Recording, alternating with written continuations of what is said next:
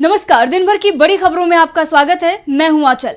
आज इस बुलेटिन में बात होगी लोकसभा चुनाव के लिए कांग्रेस और आप में हुए सीट बंटवारे की, चुनाव से पहले बिखरते एनडीए की, बात करेंगे भारत जोड़ो न्याय यात्रा के बढ़ते असर की, पेपर लीक मामले में फंसी बीजेपी सरकार की, जानेंगे किसानों ने आंदोलन को लेकर बनाई क्या रणनीति, और बुलेटिन के आखिर में देखेंगे जाने माने कार्टूनिस्ट इरफान की किस खबर पर पड़ी है तिरछी नजर। इसके अलावा तमाम बड़ी खबरों से आपको कराएंगे रूबरू, लेकिन तमाम बड़ी खबरों से पहले एक नजर सुर्खियों पर। 1 जुलाई 2024 से लागू होंगे 3 नए आपराधिक कानून, सरकार ने जारी की अधिसूचना। उत्तराखंड विधानसभा का 26 फरवरी से बजट सत्र, स्पीकर ने की अहम बैठक। सत्र के दौरान सुरक्षा व्यवस्था, ट्रैफिक समेत तमाम मुद्दों पर हुई चर्चा।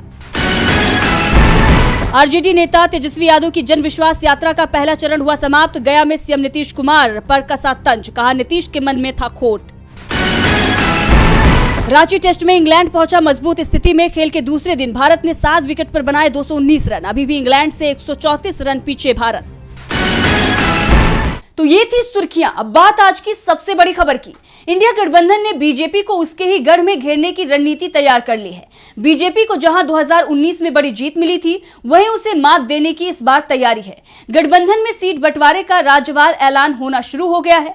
यूपी में सपा के साथ सीट बंटवारे का ऐलान करने के बाद आज कांग्रेस ने आप के साथ भी गठबंधन की गुत्थी को सुलझा लिया है। तो कहां किसे मिली कितनी सीटें, देखिए इस रिपोर्ट में। यूपी के बाद दिल्ली समेत 5 राज्यों में भी इंडिया गठबंधन में सीट बंटवारे का ऐलान हो गया है।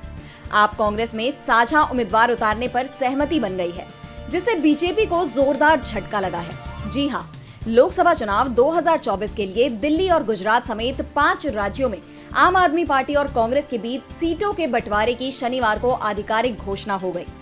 आप और कांग्रेस ने आज दिल्ली में ज्वाइंट प्रेस कॉन्फ्रेंस कर सीटों के बंटवारे को लेकर स्थिति साफ कर दी है। कांग्रेस और आप ने दिल्ली, गुजरात, गोवा, चंडीगढ़ और हरियाणा में एक साथ मिलकर लोकसभा चुनाव लड़ने का ऐलान किया है। हालांकि पंजाब में दोनों दल रणनीति के तहत अलग अलग ही चुनाव लड़ेंगे। दिल्ली में लोकसभा की 7 सीटें हैं, जिनमें से कांग्रेस को 3 सीटें मिली हैं। हालांकि कांग्रेस 4 सीट पर अड़ी हुई थी, लेकिन समझौते के बाद 3 सीट पर वो राजी हो गई। आप नई दिल्ली, पश्चिमी दिल्ली, दक्षिणी दिल्ली और पूर्वी दिल्ली से चुनाव लड़ेगी, जबकि कांग्रेस उत्तर पूर्वी दिल्ली, उत्तर पश्चिमी दिल्ली और चांदनी चौक की सीटों पर अपने उम्मीदवार उतारेगी। वहीं कांग्रेस ने आपको हरियाणा में 1 और गुजरात में सिर्फ 2 सीटें देने का ऐलान किया है, जबकि आप हरियाणा में 3 सीटों की मांग कर रही थी। लेकिन दिल्ली में कांग्रेस ने 1 सीट छोड़ते हुए हरियाणा में आपको 2 सीट पर दावा छोड़ने पर राजी कर लिया और आपको 10 में से सिर्फ 1 सीट दी है। वहीं कांग्रेस ने अपने पास 9 सीट रखी है। वहीं गुजरात में 24 सीट पर कांग्रेस लड़ेगी और भरूच और भावनगर की सीट आपके खाते में आई है। गोवा में दोनों सीटों पर कांग्रेस का ही उम्मीदवार लड़ेगा। चंडीगढ़ में भी कांग्रेस ही अपना उम्मीदवार उतारेगी। वहीं जिस तरह से आप आरोप लगा रही है कि बीजेपी के इशारे पर सरकारी एजेंसियों द्वारा आपको निशाना बनाया जा रहा है और केजरीवाल पर गठबंधन तोड़ने का दबाव बनाया है, ऐसे में इंडिया गठबंधन में सीट शेयरिंग पर बनी बात बीजेपी के लिए बड़ा झटका माना जा रहा है। इंडिया में सीटों का बंटवारा तय हो रहा है, तो दूसरी तरफ बीजेपी के सहयोगी उससे दूर जा रहे हैं। हाल में ही अकाली दल ने बीजेपी से अलग चुनाव लड़ने का ऐलान किया था और अब बीजेपी को सबसे बड़ा झटका आंध्र प्रदेश में लगा है, जहां उसका एक और सहयोगी उससे दूर हो गया है। तो किसने तोड़ा है एनडीए से नाता, देखिए इस रिपोर्ट में। बीजेपी से दक्षिण भारत के राजनीतिक समीकरण सुलझते नहीं दिख रहे हैं। पार्टी पहले से ही यहाँ कमजोर है। दक्षिण भारत के 5 राज्य केरल, तमिलनाडु, कर्नाटक, आंध्र प्रदेश और तेलंगाना में लोकसभा की 129 सीट आती है। इन 5 राज्यों में किसी में भी बीजेपी या उसके सहयोगी की सरकार नहीं है। 3 में तो बीजेपी का ना तो कोई सांसद है और ना ही विधायक। ऐसे में बीजेपी मजबूत क्षेत्रीय पार्टियों के सहारे गठबंधन की कोशिश में थी, लेकिन उसकी यह कोशिश फेल होती हुई नजर आ रही है। तमिलनाडु की मजबूत क्षेत्रीय पार्टी AIADMK ने तो पहले ही साफ कर दिया है कि वो बीजेपी के साथ गठबंधन नहीं करेंगे और अब आंध्र प्रदेश की मुख्य विपक्षी पार्टी TDP ने भी बीजेपी से गठबंधन नहीं करने का ऐलान कर दिया है। दरअसल TDP प्रमुख N चंद्रबाबू नायडू के साथ गठबंधन को लेकर बीजेपी लगातार कोशिश कर रही थी, लेकिन नायडू ने पवन कल्याण की पार्टी जनसेना के साथ गठबंधन कर बीजेपी को इससे दूर कर दिया है। राज्य की 175 विधानसभा सीटों में 151 पर टीडीपी और 24 पर जनसेना के उम्मीदवार चुनाव लड़ेंगे, जबकि बीजेपी के लिए कोई भी सीट नहीं छोड़ी गई है। 2019 के चुनाव में भी बीजेपी को आंध्र प्रदेश में लोकसभा और विधानसभा में कोई सीट नहीं मिली थी। पार्टी को 2% से भी कम वोट मिला था। ऐसे में टीडीपी ने बीजेपी से दूरी बनाना ही सही समझा। दरअसल दावा ये किया जा रहा है कि विधानसभा चुनाव के बाद राज्य में कांग्रेस मजबूत स्थिति में आ सकती है और राज्य में टीडीपी या वाईएसआरसीपी किसी की भी सरकार बिना कांग्रेस की मदद के नहीं बन पाएगी। और इसी संभावना को देखते हुए नायडू ने बीजेपी से दूरी बना ली है। उन्होंने जनसेना के साथ सीटों का बंटवारा करने के साथ ही गठबंधन के 118 उम्मीदवारों के नामों का भी ऐलान कर दिया है, जिसमें टीडीपी के 94 और जनसेना के 24 उम्मीदवार शामिल हैं। बीजेपी को लगातार झटके लग रहे हैं और उसे बड़े झटके देने की तैयारी इंडिया गठबंधन ने भी कर ली है। खास तौर पर कांग्रेस की भारत जोड़ो न्याय यात्रा की सफलता से बीजेपी की बेचैनी बढ़ गई है। न्याय यात्रा आज यूपी के मुरादाबाद से शुरू हुई, जहां राहुल गांधी के साथ प्रियंका भी शामिल हुई। उत्तर प्रदेश में 2 दिन के ब्रेक के बाद कांग्रेस की भारत जोड़ो न्याय यात्रा आज दोबारा शुरू हुई है। आज ये यात्रा उत्तर प्रदेश के मुरादाबाद से शुरू हुई, जहां कांग्रेस महासचिव प्रियंका गांधी का ससुराल है और प्रियंका भी इस यात्रा में शामिल हुई। यात्रा मुरादाबाद से चलकर अमरोहा होते हुए बुलंदशहर तक पहुंची। प्रियंका गांधी फतेहपुर सीकरी तक यात्रा में राहुल के साथ बनी रहेंगी। मुरादाबाद में जनसभा को संबोधित करते हुए कांग्रेस नेता राहुल गांधी ने पीएम मोदी पर तंज कसते हुए कहा कि वो जनता का मुख्य मुद्दों से ध्यान भटकाकर पीछे से जेब काट लेते हैं। उन्होंने देश में अल्पसंख्यकों की भागीदारी पर सवाल उठाए, तो वहीं प्रियंका गांधी ने पेपर लीक के मुद्दे पर सरकार को घेरा। उन्होंने युवाओं के साथ, महिलाओं के साथ, देश की जनता के साथ हो रहे अन्याय पर सवाल उठाया और सभी को यात्रा से जुड़ने की बात कही है। यात्रा में उत्तराखंड से भी लोग अपनी मांगे लेकर राहुल गांधी से मिलने आए थे। उन्होंने अपने राज्य में भू कानून की मांग करते हुए कांग्रेस नेता से मदद मांगी है। न्याय यात्रा में राहुल गांधी ने संत शिरोमणि रविदास जी को श्रद्धांजलि अर्पित की। अमरोहा में न्याय यात्रा के दौरान कांग्रेस महासचिव जयराम रमेश ने प्रेस वार्ता की। उन्होंने कहा, हर जगह पत्रकार पूछते हैं कि न्याय यात्रा क्यों निकाली जा रही है। आज जवाब मिला है। न्याय यात्रा के दबाव में ही पुलिस भर्ती परीक्षा रद्द हुई है। अमरोहा संभल से होते हुए यात्रा बुलंदशहर पहुंची, जहां यात्रा का रात्रि विश्राम का डेरा है। बुलंदशहर से यात्रा अलीगढ़, हाथरस होते हुए आगरा पहुंचेगी। यहां अखिलेश यादव यात्रा में शामिल होंगे। इसके बाद यात्रा राजस्थान में एंट्री करेगी। न्याय यात्रा का असर मोदी सरकार पर ही नहीं, योगी सरकार पर भी दिखाई दे रहा है। यात्रा में युवाओं के भारी संख्या में शामिल होने और यूपी में पेपर लीक मामले में कांग्रेस और युवाओं के जबरदस्त आंदोलन के बाद बीजेपी सरकार बैकफुट पर आ गई है और छात्रों की मांग के आगे झुक गई है। तो क्या है पूरी खबर, देखिए इस रिपोर्ट में। उत्तर प्रदेश में यूपी पुलिस कांस्टेबल भर्ती की परीक्षा का पेपर लीक मामला तूल पकड़ चुका है। उत्तर प्रदेश की राजधानी लखनऊ से लेकर प्रयागराज, झांसी तक हर जगह छात्र सड़कों पर सरकार के खिलाफ प्रदर्शन कर रहे हैं। परीक्षा रद्द करने की मांग को लेकर छात्रों का गुस्सा बढ़ता ही जा रहा है। छात्रों के इस विरोध के आगे अब योगी सरकार भी झुक गई है। इसीलिए सरकार ने छात्रों के हित में फैसला सुनाते हुए 17 और 18 फरवरी को हुई यूपी पुलिस की कांस्टेबल भर्ती के लिए परीक्षा को रद्द कर दिया है।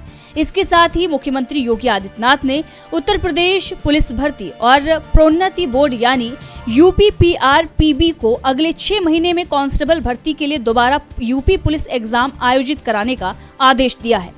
मामले में नोटिस जारी करते हुए सरकार ने कहा है कि परीक्षा के संचालन में जिस भी स्तर पर लापरवाही हुई है उस पर FIR दर्ज कर जल्द से जल्द कार्रवाई की जाए।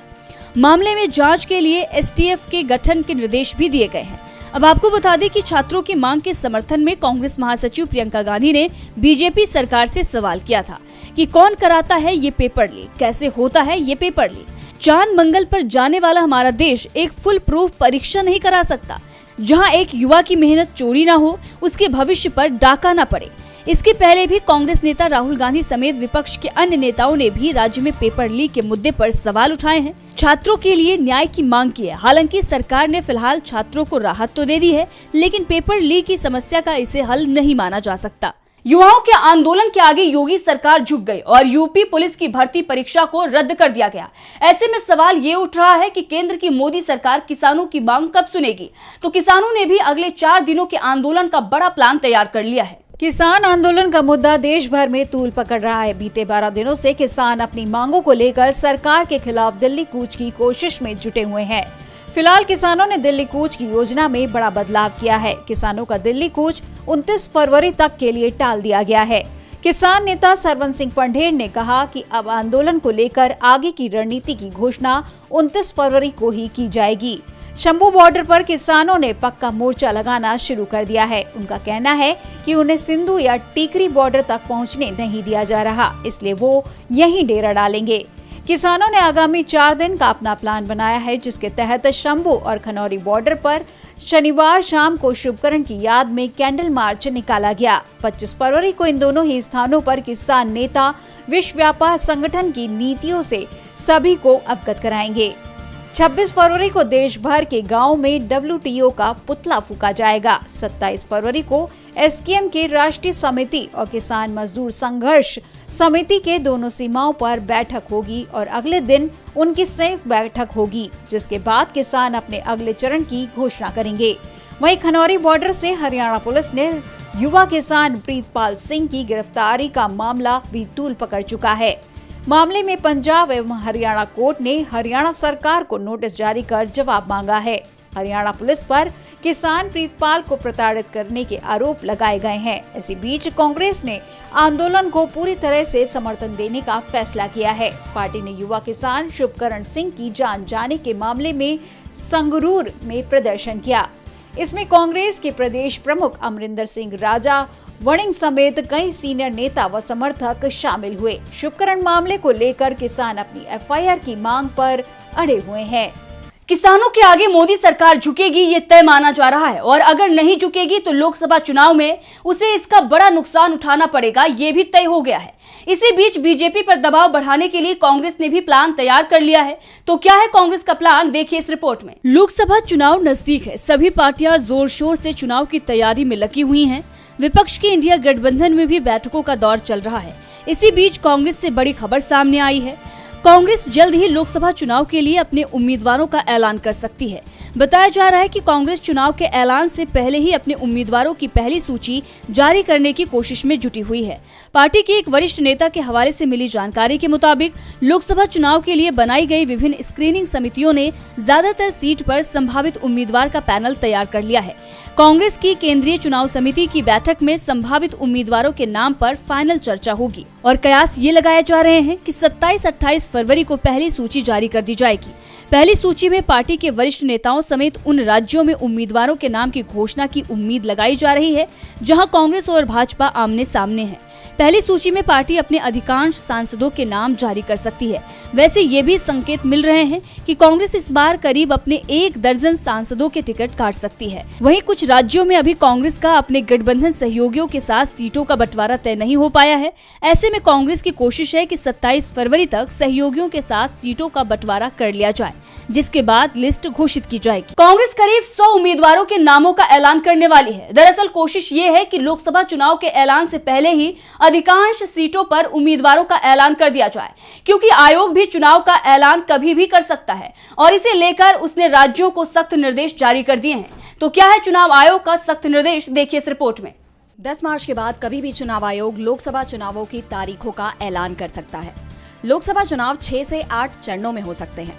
आयोग की इसे लेकर तैयारियां अब अंतिम दौर में चल रही हैं। दिल्ली में इलेक्शन कमीशन के ऑफिस में लगातार बैठकों का दौर चल रहा है। इस बीच अधिकारियों के ट्रांसफर पोस्टिंग को लेकर चुनाव आयोग ने बड़ा कदम उठाया है।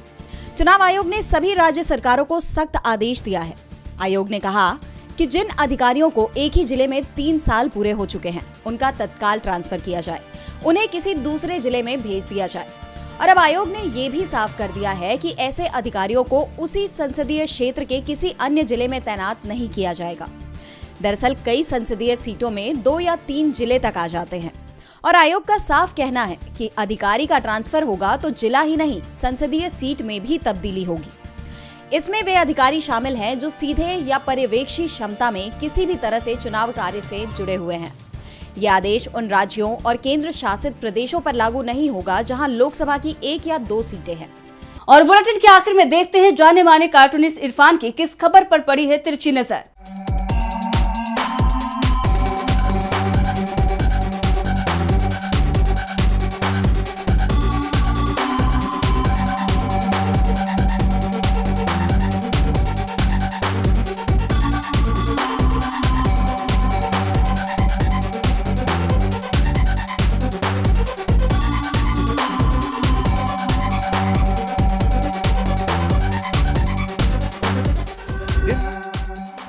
यूपी और उत्तराखंड में देश की सबसे अमीर पार्टी बीजेपी के चुनावी कार्यालय खुलने लगे हैं। वैसे होता अमूमन यही है कि चुनावी कार्यालय बाद में खोले जाते हैं, पहले वहां के उम्मीदवारों के नामों का चयन हो जाता है।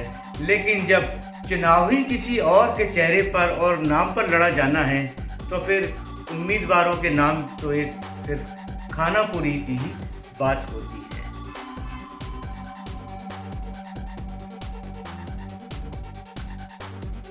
बहुत बहुत शुक्रिया इरफान जी। तो आज इस बुलेटिन में इतना ही। देखते रहिए टीवी लाइव। नमस्कार।